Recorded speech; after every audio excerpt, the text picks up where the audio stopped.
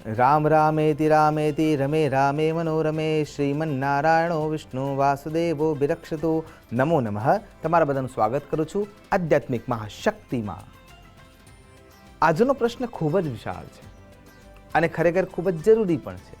વિશાળ એટલા માટે છે કેમ કે આપણે ઘણી વખતે પરિસ્થિતિ વશાત વામણા થઈ જઈએ છીએ અને એ વખતે જરૂરિયાત હોય છે વિશાળ થવાની, પણ એના માટે જરૂરી હોય છે આત્મવિશ્વાસ વધારવાની. અને આપણું નાનું અમથું કામ જ્યારે સિદ્ધ થઈ જાય છે ત્યારે આપણે 100% આત્મવિશ્વાસથી ભરાઈ જઈએ છીએ.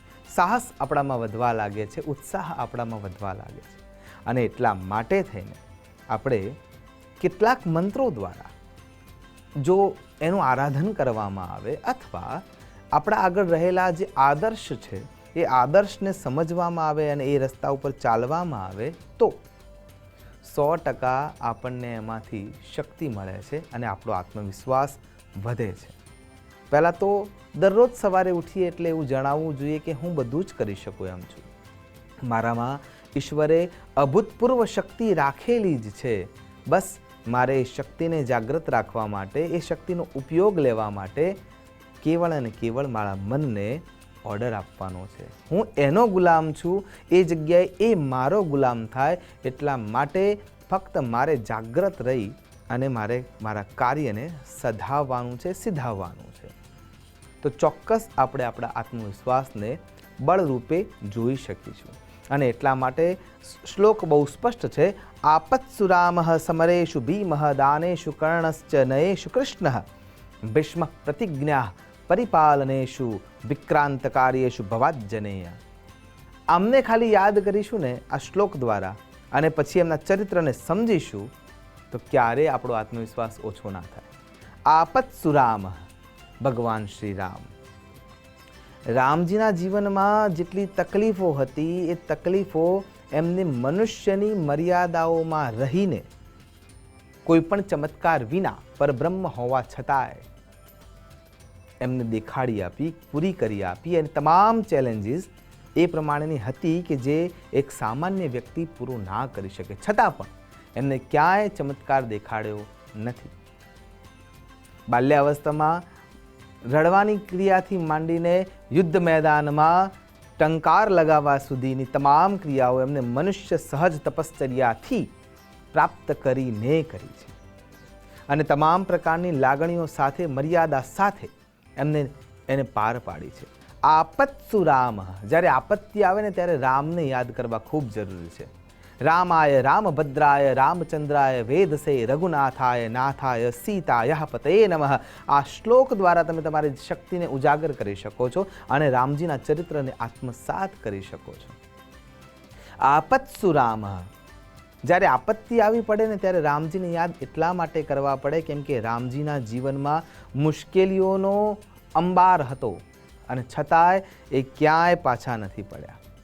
યુદ્ધના મેદાનમાં જેને પરાક્રમ કરીને બતાવ્યું એ જગ્યાએ માનો કે તમારી પરિસ્થિતિ એવી આવીને ઊભી થઈ ગઈ છે કે જે સમયે તમારે તમારી જાતને સ્થિર રાખીને તમારા શરીર સૌષ્ઠવથી એને પાર પાડવાનું છે. મનને આપણે હરાવી શકીએ છીએ, પણ કેવી રીતે? આત્મવિશ્વાસ એમને તો વધવાનો નથી. જ્યારે તમારા પરિસ્થિતિને તમે માત આપશો, તમે જ્યારે તેને મનને ઓર્ડર આપીને તમારા શરીરથી પરિશ્રમ કરશો.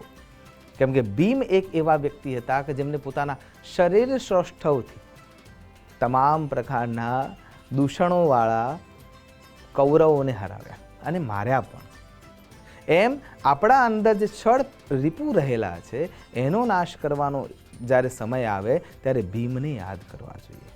ભલે એ દેવત્વવાળા દેવ તરીકે નથી, પણ એમનામાં દેવત્વ છે કેમ કે દેવોના સંતાન છે અને એના સિવાય એમનું જીવન પણ એ પ્રમાણેનું છે. અને એટલે એ જ્યારે યુદ્ધના મેદાનમાં હોઈએ ત્યારે આપણે આપણા મનમાં ભીમ જેવી શક્તિ ઉત્પન્ન કરવી જોઈએ. આપણા દિવસમાં કોઈ એક વખત તો કોઈ એક ક્રિયા એવી હોવી જોઈએ કે જેના થકી આપણે બીજાને મદદ કરી હોય.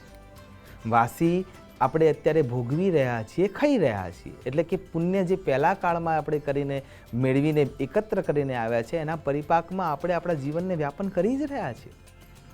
પણ આગળનું તાજું ભોગવવા માટે જે આજે કરવાની ક્રિયા છે એનું નામ છે દાન.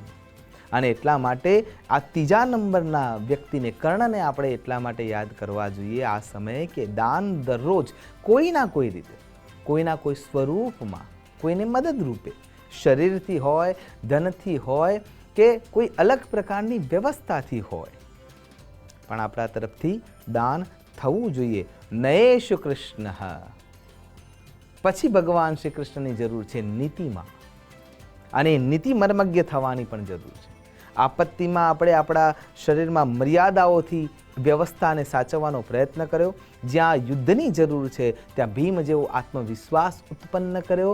દરરોજ દાન કરીને, સુયોગ્ય વ્યક્તિઓને મદદ કરીને આપણે આપણી જાતને પવિત્ર અને શુદ્ધ કરીને પુણ્યનું ભાથું બાંધ્યું. પછી આવે છે નીતિ. જ્ઞાનવંત થાઓ. તમે જે વિષય લઈને ચાલી રહ્યા છો એ વિષયમાં મર્મજ્ઞ થાઓ, માસ્ટરી મેળવો, અને તો આત્મવિશ્વાસની તરાહ કોઈ અલગ અવસ્થામાં હશે. અને એટલા માટે નયેશ કૃષ્ણ ભીષ્મ પ્રતિજ્ઞા પરિપાલનેશુ. પ્રતિજ્ઞા પાલિત થાઓ એટલે કે જે બોલો છો એને પાલિત કરો. આ સફળતાની ચાવીઓ જ છે. ભલે એ શ્લોક રૂપે હોય કે સુભાષિત રૂપે હોય, પણ એ જે સમજાવે છે એને ખાલી પાલિત કરીએ ને એટલે આપણા પગના અંદર સફળતા જોવા મળે અને મળે જ. ભીષ્મ પ્રતિજ્ઞા પરિપાલનેશુ. પોતાના જાતને કમિટેડ કરો કે હું આજે આ કાર્ય પૂર્ણ કરીશ અને આટલા ટાઈમમાં એ થવું જોઈએ. એના માટે તમે જે તૈયારી બતાવો છો એના માટે તમારે ભીષ્મને યાદ કરવા જોઈએ કે એમને જે પ્રતિજ્ઞાઓ લીધી એ જીવનના છેલ્લા શ્વાસ સુધી છૂટી નથી.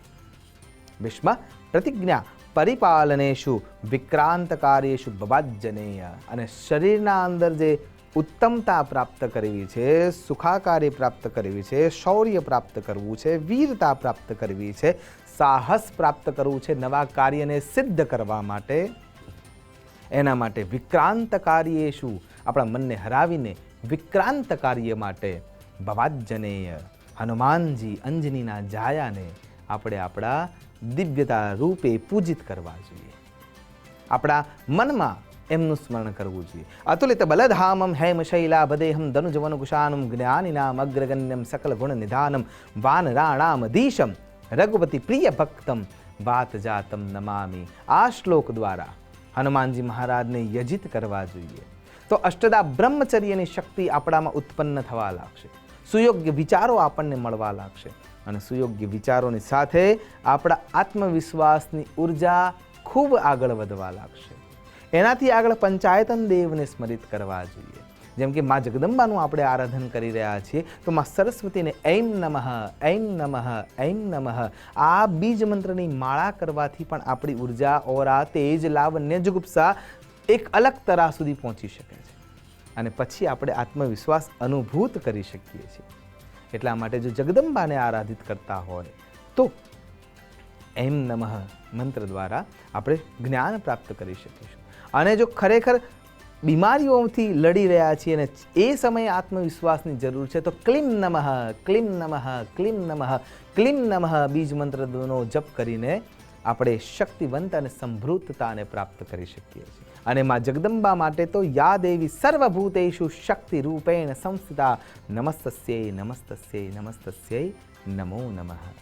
આ શ્લોક દ્વારા પણ આપણે શક્તિને પ્રાપ્ત કરી શકીએ છીએ. સૂર્યનારાયણ દ્વારા જો ઉર્જા પ્રાપ્ત કરવી હોય તો ધેય સદા સવિદ સૂર્ય મંડલ મધ્યવર્તી નારાયણા સરસિજા સનિસન્નિવિષ્ઠ કેયુરવાન મકર કુંડલવાન કિરીટી હારી હિરણ મયવપુ ધૃતશંખ ચક્ર. આ શ્લોક દ્વારા ભગવાનને અર્ઘ્ય આપવામાં આવે તો પણ આપણો આત્મવિશ્વાસ દ્રઢ થાય છે.